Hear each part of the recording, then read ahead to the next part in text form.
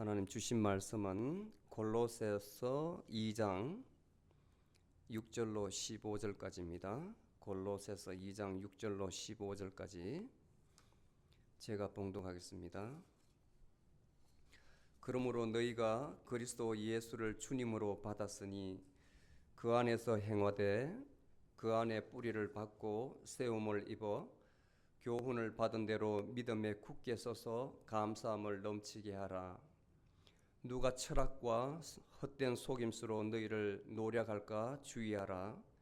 이는 사람의 유전과 세상의 일반 원리를 쫓음이요 그리스도를 쫓음이 아니니라.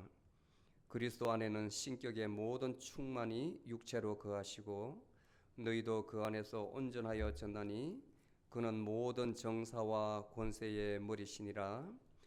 너희가 또 그 안에서 손으로 하지 아니한 할례를 받았으니 곧 그리스도의 할례로서 육적인 죄의 몸을 벗는 것이요 너희가 세례로 그와 함께 장사된 바 되고 또 죽은 자 가운데서 그를 살리신 하나님의 역사를 믿음으로 말미암아 너희도 또한 그와 함께 살리심을 받았느니라. 또 너희 곧 육신의 범죄와 무할례로 죽었던 너희를 하나님이 그리스도와 함께 살리시고 너희의 모든 죄를 사하시며 우리를 거스리고 우리를 대적하는 본문의 정서를 그의 십자가에 못 박아 도말하시고 제하여 버리사 정사와 권세를 벗겨 밝히 드러내시며 십자가로 승리하셨느니라. 아멘. 제가 읽는 하나님의 말씀이 어렵습니까? 말씀이? 예? 제가 독일어를 배울 때 무슨 생각을 했냐면 한 문장이 책의 거의 반 정도 또는 4분의 3이 내려갈 때가 있어요. 그래서 독일 사람들은 대화를 상대방이 계속 이야기를 하면 어디서 끊어서 읽고 어떻게 이해를 하는가 굉장히 궁금했어요. 한 문장이 너무 길어가지고 주어가 나오고 그 다음에 한참 있다 주어를 엄청 수식하고 난 다음에 동사가 나오고 그 다음에 무슨 대명사나 또는 명사가 나오면 그걸 또 수식하고 또 그 수식한 대명사를 또 수식하고 해가지고 나중에는 뭐가 뭔지 모르겠어. 해석을 다 해놓고도 도대체 뭔 말을 하는지 1년 동안 배우면서 참 힘들더라고요. 독일 사람이 존경스럽기도 하고 그래서 굉장히 사변적이고 신학하기에 너무 좋은 이 랭귀지라는 걸 느꼈어요. 신학하기에. 왜? 사람을 헷갈리게 하니까. 이해를 못하게 하니까.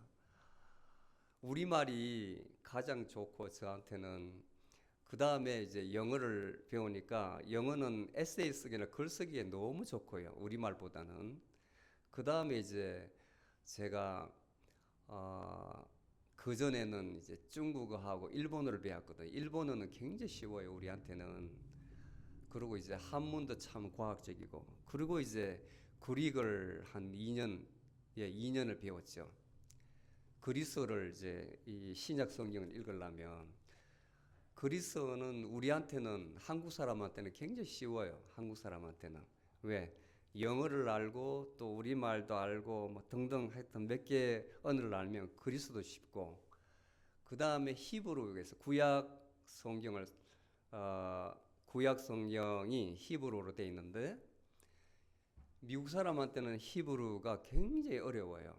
그림처럼 돼가지고 우리 한국말도 그 사람한테 물으면 이 그림 같다 그러거든요. 이렇게 쓰는 게 아니라 그린다고 그러거든요. 자기들은 핸드라이팅이 되는데 히브리어가 또 한국 사람한테는 개인적인 이야기지만은 한국 사람한테 굉장히 쉬워요. 단순해가지고 너무 단순해서. 그리고 다음에 이제 독일어를 배우는데 와 만만치 않더라고요. 너무 문장이 길어가지고 이 사람들은 말할 때도 이렇게 하면 호흡은 언제 하지? 가뜩이나 영어도 막 빠르게 말하는 사람 뉴스 같은 데 들으면 엄청 빠르잖아요. 그런데 영어를 잘 하는 사람은 빠르지 않다고 그러거든요. 탁탁 이렇게 나간다고 그러거든. 이어진다고 이야기하거든요. 그리고 오히려 미국 사람이 한국말을 못 알아듣겠대. 왜? 너무 빠르대. 너희들 도대체 어디서 껐냐고 저거 어디냐 그런다고. 우리말이 굉장히 빠르다 하거든요. 하여튼 언어 독일어를 보면 어떻게 사람이 이런 언어를 개발했을까? 이런 언어를 개발했을까? 또 하나님께서 사람을 창조하실 때 왜 똑같이 하나님의 형상으로 지으셨는데 인종을 이렇게 구분하고 그다가 물론 바벨탑 사건 이후로 랭귀지가 다 달라졌지만 각 민족별로 이렇게 고유하게 언어를 개발했을까? 참 신통해요. 그래서 그 언어대로 그 두뇌가 발전했을 거 아니에요. 그러니까 유럽인들은 논쟁이 아주 뛰어나다고요. 말 자체가 굉장히 논리적이거든요. 논리적이거든. 말이 계속 연결이 될 수 있으니까. 근데 동양 사람, 특히 일본 사람이나 한국 사람 같은 경우는 막 그야말로 스타카토로 싸울 때 탁탁 꺼내야 되잖아요.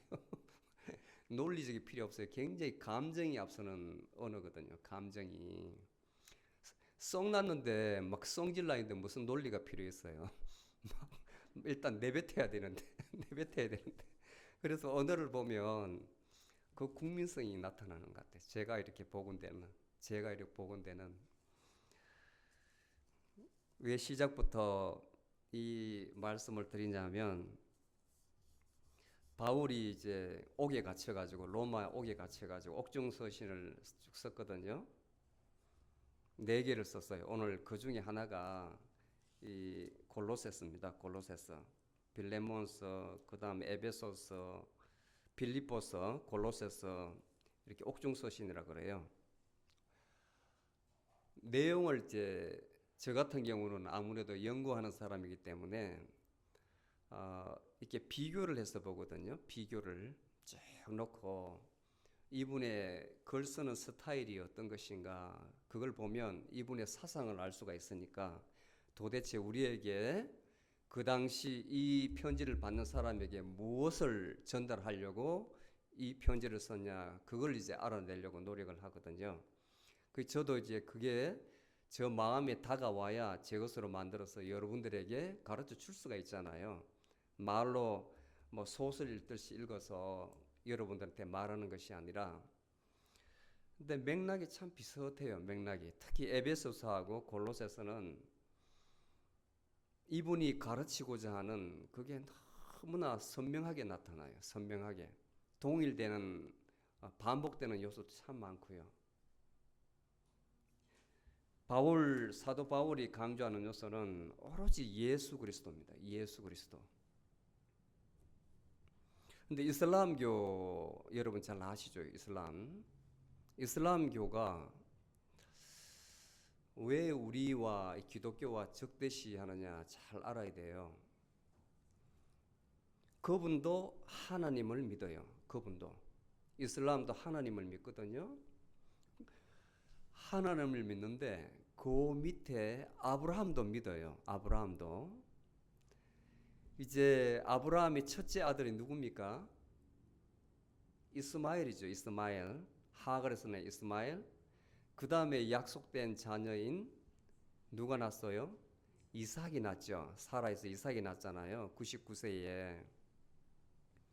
이때부터 기독교가 변질됐다고 보는 거예요. 이슬람에서는. 왜냐하면 자기들이 믿는 예수님께서 한참 돌아가시고 한참 후에 거의 600년 후에 모하메드가 태어났거든요. 근데 이분이 본인은 절대로 하나님이 아니라 그럽니다. 하나님은 오로지 한 분이시고 자기는 하나님의 계시를 받은 사도라 그래요. 사도. 예언자라 해요. 예언자. 그 예언자가 어떤 임무를 받은 예언자냐면 기독교는 엉터리다고 하는 거예요. 거짓된 종교다. 왜? 하나님은 유일하신 분인데 왜 예수 그리스도를 하나님으로 동격으로 취급하느냐? 또 성령을 하나님과 동격으로 취급하느냐? 삼위일체를 전격적으로 부정하는 거죠. 이슬람에서는. 그렇기 때문에 아브라함까지만 믿고 그 밑에 이삭부터 해서 믿질 않아요. 그리고 예수 그리스도도 하나님이 아니라 사도 내지는 예언자라고 하는 거예요. 예언자. 그런데 그 사람들도 보면 4대 복음서가 들어가 있어요. 예수 그리스도를 굉장히 존경해요. 굉장히 존경해요. 그리고 헤르메스 오브 세퍼드라는 게 있는데 왜 이런 것은 성경에 들어가지 않냐? 자기들은 넣거든요. 예수 그리스도를 아주 존경하는데 존경하는 것은 하나님으로서 존경하는 것이 아니라 믿는 것이 아니라 예언자라고 보는 거예요. 그래서 우리 기독교를 아주 적대시하는 겁니다. 신성모독. 특히 마리아 숭배하는 천주교. 하나님 배교한 집단이라고 보는 거예요. 자기들만의 하나님을 순수하게 믿는 집단으로 보는 거예요. 이해가시죠? 그런데 바울은 오로지 전가하는 분이 누구냐면 예수 그리스도입니다. 예수 그리스도. 그걸 알아야 돼요. 모든 것이 우리가 하나님과 가까워질 수 있는 것, 재용서함 받는 것, 하나님과 화해하는 것, 그리고 우리의 궁극적인 목표인 영생을 얻는 것은 오로지 예수 그리스도를 통해서, 오로지 예수 그리스도 안에서 가능하다고 이야기하는 거예요. 그게 바울의 가르침입니다. 바울의 가르침. 그러니까 무슬림에서 이야기하는 것하고 너무나 다르잖아요. 예수 그리스도는 예언자 중에 한 명이 아니고 그분은 바로 구원자십니다. 구원자십니다. 왜냐하면 그림자로서 구약에 이미 다 언급을 했거든요. 그분이 실제로 그림자가 오신 거예요. 보이신 거예요. 나타난 겁니다. 그것을 하나님의 비밀이라고 하는 거예요. 지난 시간에 우리가 살펴보았죠. 하나님의 비밀이라는 거예요. 모든 세대에 다 감춰져 있다가 이제 때가 되어서 하나님께서 드러내 보이셨다. 그분이 바로 예수 그리스도입니다. 때가 되어서 성육신하는 모습, 사람의 모습으로 보였다는 거예요. 그분에서 증거하는 것이 바로 사도들. 그래서 직전에 보면 2장 2절에 보면 하나님 아버지와 그리스도의 비밀을 밝히 알게 하려. 이게 바로 비밀이라는 거예요. 비밀. 우리의 가르침과 무슬림의 가르침이 많이 차이가 나죠. 여러분들이 바로 알아야만, 모든 것을 바로 알아야만 그 사람을 만났을 때 또 다른 사람 이야기할 때 판단할 수가 있다고요. 판단. 내가 알아야 전도를 할 거 아니에요. 선교를 할 거 아니에요. 내가 적에 대해서 알지를 못하면서 어떻게 적과 싸워서 이깁니까? 적에 대해서 사전에 다 정보 분석이 나와요. 적의 강점과 적의 약점을 알아야만 약점 쪽으로 공격해 들어가죠. 그래서 선교를 나갈 때도 그냥 여행사만 나가는 게 아니고 그 지역의 사람들 문화를 알아야 되잖아요. 사람 언어도 뭘 쓰는지, 사람의 취향이 뭐고 특성이 뭐고, 어떤 것은 하면 싫어하고 어떤 것은 그 사람들이 아주 그런 예뻤던 거 사전에 충분히 문화를 알아야 된다고요. 그리고 나서 사귐 있고 난 다음에 이제 복음을 받을 마음을 오픈해야만 복음을 받아들일 수 있잖아요. 그런데 무턱대고 가서 마치 예전에 우리 한국처럼 지하철에서 깃발 들고 막 이상하게 불신하면 지옥 가고 믿으면 천국 가고 막 그냥 흔들어대 보세요. 요즘 세대 그렇게 하면 사람들이 다 받아들입니까? 물론 본인은 너무 은혜로워 가지고 그럴 수밖에 없지만, 그렇게 할 수 용기도 대단하지만 그럴 때가 아니라는 거예요. 때가. 그 시대를 알아야 됩니다. 그리스도인들도 그 시대를 분별해야 된다고. 시대를 거기에 맞게 전도를 해요. 사람에 따라서. 바울도 그랬습니다. 바울도 많이 배운 고관적들한테는 그렇게 대하고 그렇지 않은 사람은 그렇게 대하고, 그걸 상황화라고 그러거든요. 상황화. 모든 환경에 맞게 본인이 처신하면서 사람을 대하고 복음을 전하는 방법을 이야기해요. 이분이 바로 하나님이시기 때문에, 그리스도께서 바로 하나님이시기 때문에 그분 안에 모든 지혜와 지식의 보화라고 그래요. 보화. 모든 것이 다 있다. 그분이 바로 하나님이라는 거예요. 다른 말로 표현해서 그렇지. 다른 말로. 그래서 오늘 예수 그리스도를 너희들이 믿는다면 어떻게 하라고 이제 말을 하는데 6절에 보면 그러므로 너희가 그리스도 예수를 주님으로 받았으니 주님이 뭐냐면 주인으로 받았으니 너희들 영혼의 주인으로 받았으니 믿는다면 이 말이에요. 믿는다면 행하되 그 안에서 행하되 이렇게 바르게 살아라는 거예요. 어떻게? 7절에 보면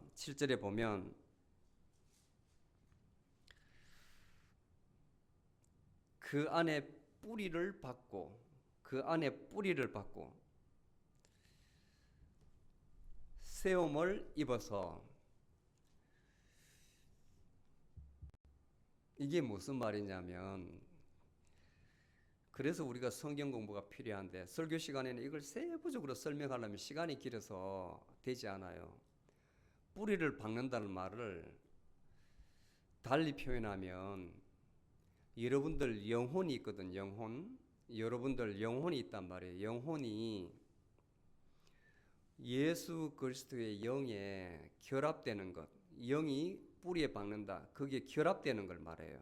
여러분이 아니고 여러분 자신이 주인으로 살았던 그것을 버리고 예수 그리스도 안에서 그분이 이제 주인공으로 살게끔 여러분 자신을 없이 하는 거예요. 여러분 자신을 죽이는 거예요. 그것을 그 안에 뿌리를 받고 세움을 입었다고 표현을 합니다. 쉽게 말하면 또 다른 말로 하면 접속을 하라 이겁니다. 접속을. 다른 말로 또 표현을 하면 종교라는 것은 세 가지가 있어야 되거든요. 종교가 있으려면, 형성이 되려면 첫 번째는 그걸 만든 어떤 존재가 있어야 돼요. 존재. 다른 말로 하면 교주라 그러는데 좀 교주는 너무 인간적이니까 그것을 만든 사람이 있어야 되고 두 번째는 교리가 있어야 돼요. 닥트린, 그 가르침이 있어야 된다고요. 그 다음에 세 번째는 그것을 믿는 사람 그룹이 있어야 돼요. 그걸 교단이라고 해요. 교단. 이 세 개가 있어야 종교가 형성되는데 많은 종교에서 보면 신과 우주와 사람이 있다면 God이 있고 유니버스가 있고 휴먼 비잉이 있다면 휴먼 비잉과 우주를 자연이라 합니다. 그 관계는 많이 철학적으로 증명을 하는데 신은 배제한 종교가 있어요. 신은 무신론자죠. 신은 인간이 만든 환상이지 존재가 아니다고 보는 거예요. 아니다고. 그 어떤 종교가 있죠. 여러분들 아시죠? 말 안 해도. 그렇게 되면 그야말로 인본주의가 되죠. 인본주의가 되죠. 근데 옛날부터 많은 사람들이 궁극적으로 도달하려는 그 목표가 있었는데 그게 바로 7절에 이야기하는 그 안에 뿌리를 받고 세움을 입으려는 그거였어요. 그게 뭐냐면 부동심이라는 거예요. 부동심. 내가 하는 게 아니라 그냥 강물 따라 흘러가는 삶, 바람 따라 강물 따라 흘러가는 삶, 자연에 부합되는 삶. 그래서 내 안에 있는 욕망을 최대한 나를 괴롭히는 그 욕망을 절제하거나 죽이고 그야말로 검소하게 검욕적으로 살아가는 삶. 이렇게 하면 그 마음에 평화를 얻을 수 있다 이렇게 봐요. 마음이 흔들림이 없다고 보는 거예요. 옛날에 철학자 스토아 학파라는 철학자 사도행전에 나오죠. 그 다음에 같은 말인데 평정심이라고. 평정심. 또 흔들림이 없는 마음. 아타락시아. 에피쿠로스라는 학파는 인생의 목표는 쾌락이라 했는데 우리가 말하는 이런 쾌락이 아닙니다. 삶 자체가 고통이기 때문에 이 고통을 없이 하고 우리 마음의 기쁨으로 가득 채우는 것을 쾌락이라고 이야기했어요.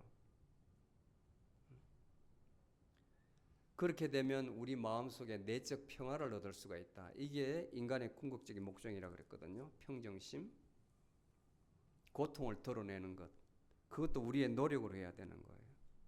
그 다음에 동양에서는 특히 유교 사상에서는 중용이라 이야기하는데, 중용 이것도 평상심이라고 해요. 평정심, 평상심. 내가 아니고 내 안에 있는 하늘이 준 성정이라는 거예요. 성정, 하늘이 준 품성. 그래서 마음심자에 날생자를 써서 성이라는데, 하늘이 준 그 태어날 때의 마음, 그것을 하늘이 준 성품, 천성이라고 그래요. 천성. 사람의 그 천성은 고칠 수 없다 하잖아요. 하늘이 준, 태어날 때 아기한테 하늘이 준 성품이라고 이야기해요.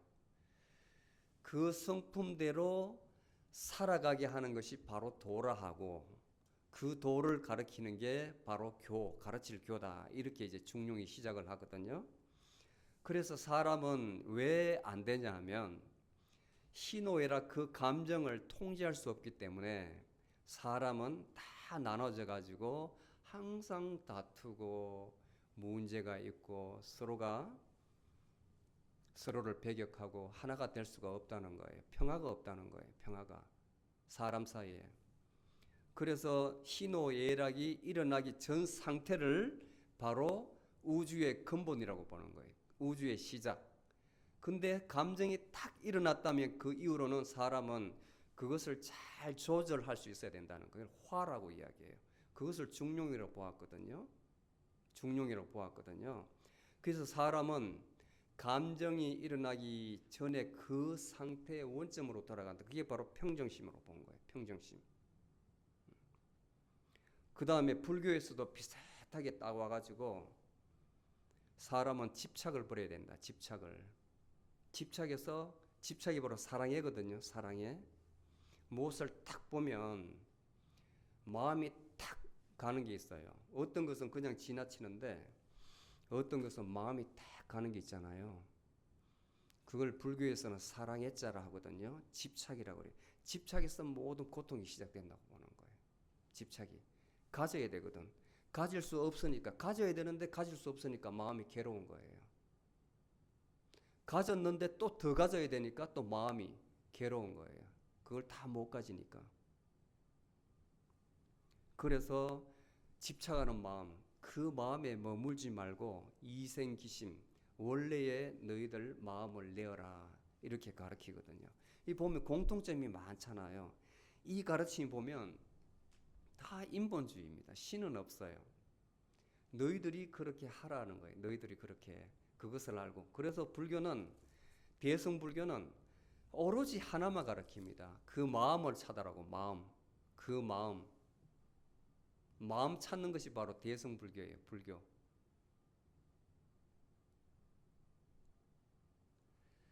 그런데 오늘 7절에 보면 사도 바울은 그 안에서 너희들이 하는 것이 아니라 그 안에 뿌리를 받고, 예수님께서는 모든 것이 완벽한 분 아닙니까? 완벽한 분 아닙니까? 그분은 신이십니다. 하나님이십니다.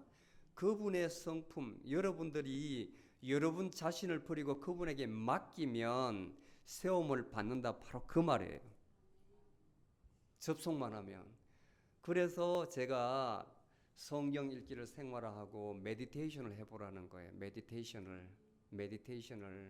메디테이션이 여기에 박히려고, 세움을 입으려고 하는 것이거든요. 처음에 할 때는 굉장히 힘들 겁니다. 왜냐하면 각종 악령이 엄청 괴롭혀요. 못하게. 막 음성이 들리고 눈을 감으면 헛것이 막 보이고 딴 망상이 들고 굉장히 방해해요. 여러분 마음을 산란하게 한다고. 집중을 못하게 한다고. 여러분들 밤에 불면증, 잠을 못 자는 병에 걸려 보셨나요? 걸려 본 사람 손 들어봐요. 한 분. 나머지 잠 잘 자시는구나. 그러면 안 걸려 본 사람 손 들어 보세요. 두 분. 그러면 이것도 아니고 저것도 아닌 사람 뭐예요? 걸려 보기도 하고 안 걸려 보기도 하고. 불면증도 자기 병이에요. 자기 병. 생각이 많아서 일어나는 병이거든요. 근데 현대 의학에서는 무조건 약을 줍니다. 약을 먹으면 잠 잘 오죠. 근데 취합니다. 취해. 다음날 일어나면 머리가 띵해요. 깨어나질 않아요. 점점점 강도가 높아지거든. 도수가. 공짜로 가르쳐 드릴까 말까. 악령이 여러분들 괴롭혀서 그런 거예요. 악령이. 그걸 알아야 된다고. 제가 그냥 하는 말이 아니라 굉장히 고생을 했는데, 약도 먹어보기도 했는데 저 스스로 치유함을 받았기 때문에 말씀을 자신 있게 드릴 수 있는 거예요. 정말 쉽게 불면증은 치료할 수가 있습니다. 스스로. 자기가 만든 병이에요. 자기. 뭐가? 생각이 만든. 생각은 악한 게 많아요. 악한 게. 모든 게 꼬리를 달아가지고 그 생각은 갈수록 의식이 선명하게 만들거든요. 잠을 잘 수가 없는 거죠. 잠을 잘 수가. 자기 병이에요. 자기 병. 그런데 여러분들이 메디테이션에서 고요한 상태로 들어가서 그분이 주시는 평안을 느껴보면 어떤 때는 참 시간이 빨리 가기도 하고, 그 다음에 그리스도 안에 있다, 나를 잇는 그 시간이, 여러분들은 결국은 혼인데 아주 복잡해요.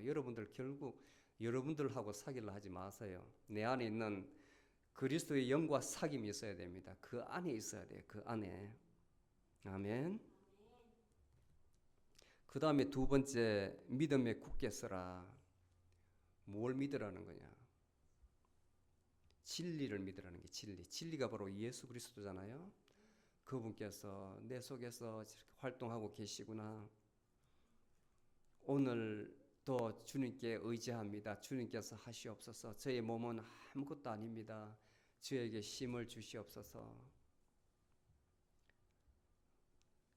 믿음에 굳게 서라는 그 믿음에 여러분 자신을 믿지 말고 사람을 믿지 말고, 그 다음에 세 번째, 감사함을 넘치게 하라. 맡기라는 거죠. 여러분이 하면 무조건 내가 했다 그래요. 내가. 이것도 내가 하고 저것도 내가 하고 내가 노력해서. 그렇게 하면 감사함이 하나도 없습니다. 그 마음에서 감사하다는 것은 전부 다 거짓이고 허위예요. 허위.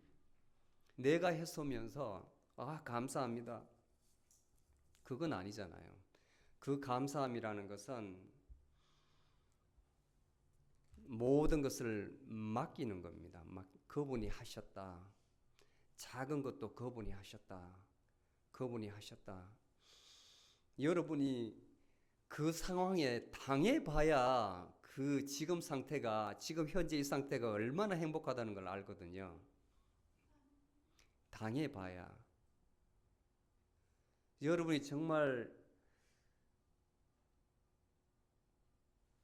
수영을 하다가 안질에 걸려가지고 너무 눈이 불편하고 흐릿하고 간지럽고 안 보여.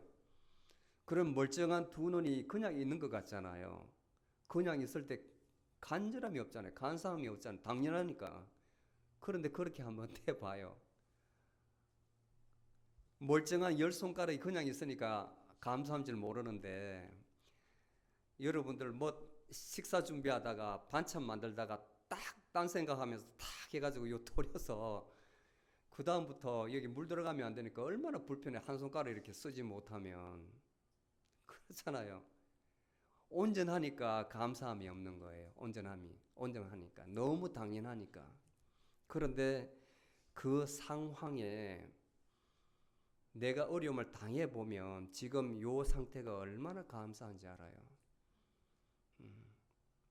폐를 다쳐가지고 호흡도 못하는 사람 있잖아요. 이 공기 하나님께서 그냥 다 누구에게 값없이 다 주셨잖아요. 여러분 돈 받습니까? 근데 호흡 못하는 사람 돈 주고 산소 bombe를 사가지고 여기 끼고 달고 다녀야 된다고. 공기를 돈으로 사야 돼요. 그래서 이거 끼고 있어야 되는 거예요. 코에. 이게 작동을 안 하면.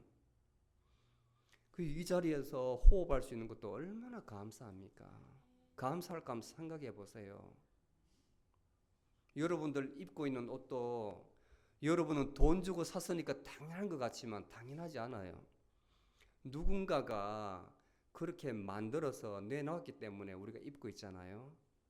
그리고 우리 식탁에 오르는 모든 음식도 마찬가지잖아요. 누군가가 땀 흘리고 수고함으로써 우리가 먹을 수 있는 거 아닙니까? 그러니까 모든 사람이 다 고마운 거죠. 상부상조하는 거죠. 그 사람들이 다 없다 하면 나한테 공급이 안 되기 때문에 얼마나 불편하겠습니까? 코비드 때 겪었잖아요. 코비드 때.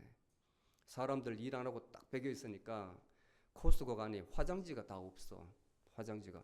저는 참 이상하다. 왜 미국 사람은 급한 일에 화장지부터 다 찾는지 모르겠더라고. 굉장히 저한테는 의문이었어요. 우리는 먹는 것부터 쌀부터 살라고 막 그러는데 미국 사람은 줄 서가지고 휴지 살라고 막 난린 거예요. 야, 이상하다, 이상. 그래서 제가 그 미니스트리 회의에가 물어봤다고. 너희들은 왜 화장지를 그렇게 집착을 하냐 물으니까 매일 화장실 가야 되잖아. 그 말 너무나 대답이 심플하더라고. 화장실 가야 되기 때문에 화장지. 지금도 저는 미스터리예요. 그 방법밖에 없는지. 비데 같은 거 사도 되고 뭐 다른 방법이 있을 텐데 사람들이 일을 안 하니까 얼마나 불편해요. 매점 매석이 일어나고, 그죠? 매점 매석이 일어나고 당장 휴스톤에서 기름이 가스가 안 올라간다 그러니까 막 여기에 정말 악덕을 붙였더라고. 다 고장났다고 붙여놓고 기름을 안 파는 거예요. 차들이 막 난리가 나가지고 가스 넣으러 왔는데 그러고 나서는 하나만 열어놓고 가격을 턱없이 뭐 배로, 그런데 가격이 소용있나요? 기름을 넣어야 되는데 여기저기 막 돌아다니면서 저도 거기 따라다니면서 그 현장을 보니까 와, 이거 전쟁 나면 장난 아니겠다. 그 자리에 있어야 될 사람이 없으면 이렇게 불편한 거예요. 삶 속에. 그러니까 평상시에 이렇게 가만히 안정스럽게 돌아가는 것 정말 날마다 눈 뜨면 감사해야 됩니다. 아멘. 아침에 눈 탁 떠가지고 내가 살았구나. 이 호흡할 수 있구나. 내 사지가 움직이고 있구나. 야, 일어나서 내가 좋아하는 커피 한 잔 해야지. 틀었는데 물 나오는구나. 물이 안 꼈구나. 하나하나 감사함 느껴보세요. 엄청 많아요. 자기 스스로 행복을 담는 겁니다. 일어나자마자 또 하루 또 어떻게 짜증부터 내면서 시작해봐요. 또 하루. 공기는 왜 이리 답답해 그러고 물 트는데 물은 또 왜 이렇게 미지근한 거야 막 온갖이 다 짜증 부려봐요. 행복할 게 하나도 없죠. 자기 스스로 그 사람 인생이 괴로운 겁니다. 자기 스스로가. 매사에 감사하십시오. 그리고 계속해서 사도 바울은 이야기합니다. 세상 사람들이 여러분들을 속이지 않도록 거기에 주의하라. 누가 철학과 헛된 속임수로 너희를 노력할까 두려워 노력할까 주의하라. 이는 사람의 유전, 세상 사람의 전통과 세상의 일반 논리를 쫓음이라. 신이 없다는 제가 말씀드렸죠. 다른 종교는 오로지 자연과 사람만 논한다고. 사람만. 그래서 오늘날은 사이콜로지, 정신분석에 굉장히 발달했거든요. 왜? 돈 되니까. 괴로운 사람이 많으니까. 왜 의대 가겠어요? 사람 고치려고 천만에. 돈 되니까. 잘 봐야 돼, 시대를. 만약에 청소하는 사람이 의사보다 돈 연봉이 더 많이 받는다. 1년에 50억 준다 해봐요. 전부 다 청소될 거예요. 완전 경쟁에서 난리 날 거예요. 청소부는 제한되어 있는데 막 서로 청소부대로 난리 날 거예요. 대학에 청소과 어떻게 하면 청소를 잘할까 하는 대학에 과가 생길 거예요. 아주 전문적으로. 청소 장비도 개발하는 회사도 생길 것이고. 세상 원리가 이렇습니다. 세상 원리가. 오로지 세상 원리는 돈에 오리엔트 되어 있어요. 돈에. 돈 되는 곳에 두뇌가 다 모여요.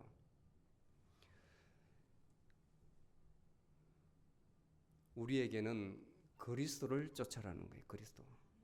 세상 우리 인간의 사상의 흐름을 보면 처음에는 과연 세상의 권원이, 우리의 권원이 어디일까? 세상의 권원이 어딜까? 여기에 관심이 아주 많았어요. 세상의 권원, 존재라는 것.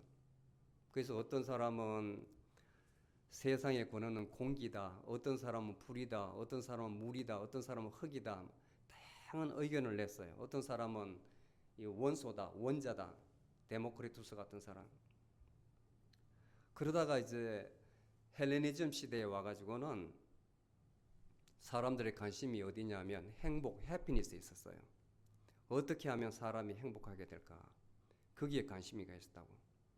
그리고 중세 시대에 돌아서 한 1000년 동안은 신에게, 하나님께 관심이 있었거든요.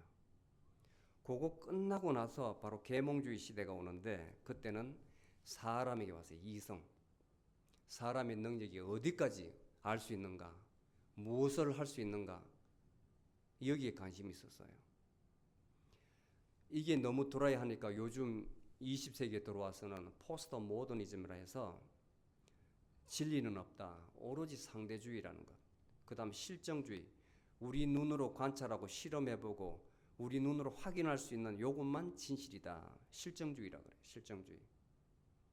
오늘 우리가 그런 시대에 살고 있는 거예요. 그런 시대에, 믿지 않는 시대에 살고 있다고. 믿지 않는 시대. 누가 뭐래도 그거 믿을 수 있어? 그래, 내가 한번 보고 결정할게. 이렇게 나옵니다. 시대가 그렇게 바뀌었어요. 같은 형제라도 믿지 않아요. 오로지 내 경험. 그 다음에 아까 말씀드린 공리주의.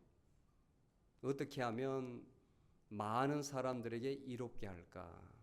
또는 도구주의, 실존주의. 하나님과 다 거리가 멀어요. 하나님과 다 거리가 멀어요. 사람의 중심이 되어 있어요. 사람의 중심. 시대의 흐름이 이렇습니다. 사람의 사상의 흐름이 이렇다고요. 그러니까 이런 것에 쫓아가지 말라는 거예요. 진리가 있다는 거예요. 진리는 바로 예수 그리스도라는 겁니다. 예수 그리스도. 그리고 왜 여러분들이 예수 그리스도를 믿어야 되냐면 9절에 보면 모든 하나님의 신성이 그분 안에 충만하게 있다는 거예요. 그분 안에.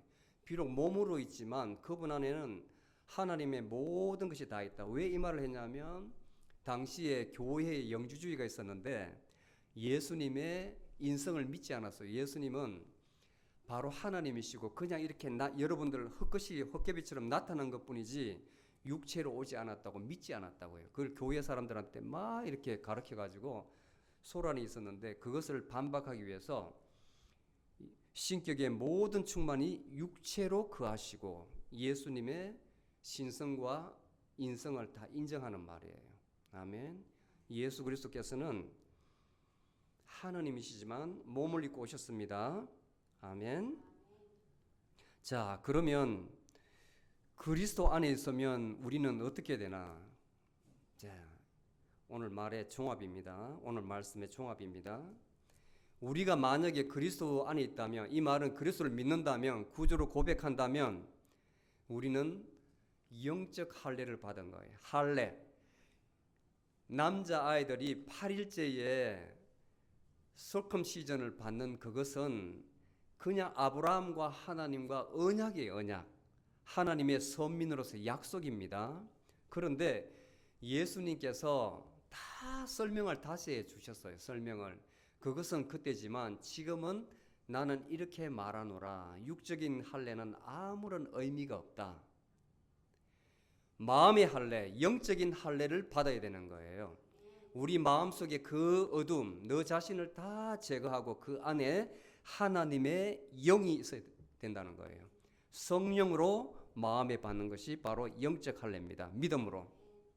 이제 옛사람을 버리고 여러분들은 예수 그리스도를 믿는 그 순간에 하나님의 영에 들어왔기 때문에 새 사람이 된 거예요. 신분이 변한 거예요. 여러분은 믿지 않지만 여러분들 마음속에 하나님의 영이 있다고요. 그렇기 때문에 입술로 고백할 수 있는 겁니다. 고백할 수가 있는 겁니다. 그렇지 않으면 사탄이 벌써 여러분들 거꾸로 떨어가지고 교회를 못 오게 만들어요. 남편에게 확 싸워가지고 남편이 여러분들 화가 나서 화를 돋궈서 교회 못 가게 만들고 어떤 방법으로 자동차가 확 고장 나가지고 가려는데 못 가게 만들고 사탄의 방해는 아주 집요해요. 아침에 교회만 가면 온 식구들이 싸우고 난리고 사탄의 장난이거든요. 사탄의. 그런데 여러분들이 이렇게 예쁘게 옷 입고 단장을 해서 정한 마음으로 이 자리에 앉아 있는 것은 그리스도 안에 있기 때문에 그런 거예요. 아멘. 영적 할례를 받았다는 거예요. 아멘. 자, 그 다음에 어떤 축복을 주냐면 이제는 율법에서 해방되었습니다. 율법. 이제 구약에서 보면 이렇게 하라, 이렇게 하라, 이렇게 하지 말라, 그렇게 안 하면 너희들 자손 만대에 천대까지 징계를 받으리라. 이런 것이 아니라는 거예요. 이런 율법에서 너희 몸으로는 이 율법을 다 지킬 수 없다는 겁니다. 지킬 수 없다는 거예요. 그래서 로마서 10장 4절에 보면 그리스도는 모든 믿는 자에게 의를 이루기 위해서 율법의 마침표가 되었느니라. 여러분들이 그리스도 안에 있으면 예수님께서는 율법의 완성자이시기 때문에 예수님께서 하시는 거예요. 여러분이 하는 게 아니라 여러분은 할 수는 없어도 예수님께서 하시도록 맡겨야 되는 겁니다. 맡겨야 되는 겁니다. 맡기면 되는 거예요. 그분이 이미 다 모든 것을 이루셨기 때문에. 그래서 마틴 로이더 존스 같은 목사님은 바로 이 말씀을 그리스도의 대헌장, 마그나 카르타라고 그래요. 대헌장이라고 그래요. 그리스도는 모든 믿는 자에게 율법의 마침표가 되었느니라.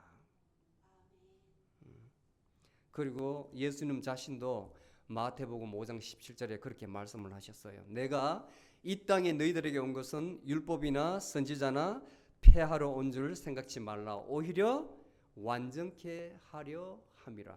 아멘. 그분 안에 있으면 됩니다. 그리고 마지막으로 예수님께서는 정사와 권세를 다 벗겨버려. 그 말은 정사와 권세를 다 이겼다는 건데 성경을 읽을 때 정사와 권세 이렇게 나오잖아요. 그러면 하늘의 천사라고 보면 돼요. 하늘의 천사. 하늘의 천사는 7계급이 있거든요. 7계급. 9개 계급이 있어요. 천사들 계급이. 나중에 제가 성경 공부 시간에 말씀드릴 텐데 하느님께서 부리는 천사가 참 많은데 9개 계급으로 계급이 나눠져 있어요. 미가엘 천사부터 쭉 그 다음에 직접 이 땅에 오셔서 그 말씀을 전달하게 하는 개인에게 찾아가 전달하게 하는 천사까지 9개 계급이 있다고요. 9개 계급.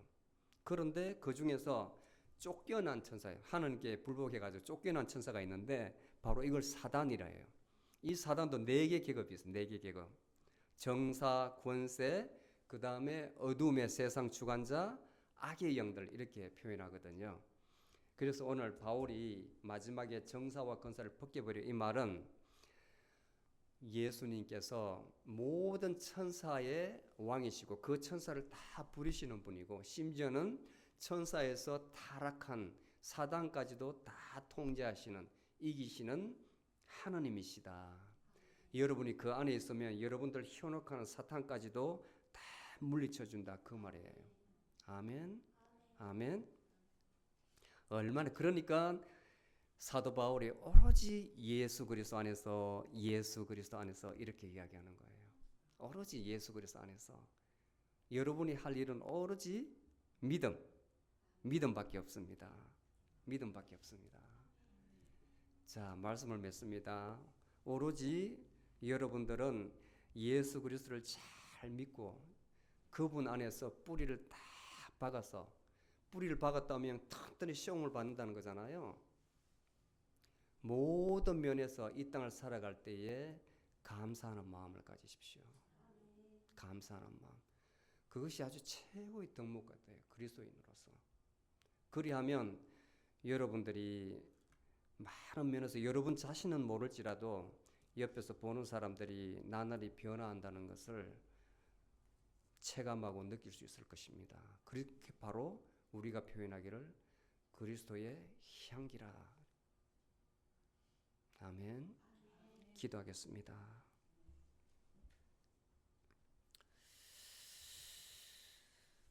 은혜와 사랑에 충만하신 아버지 하나님, 저희를 어둠의 권세에서 건져내사 하나님의 아들 예수 그리스도의 나라로 옮겨주심을 감사합니다.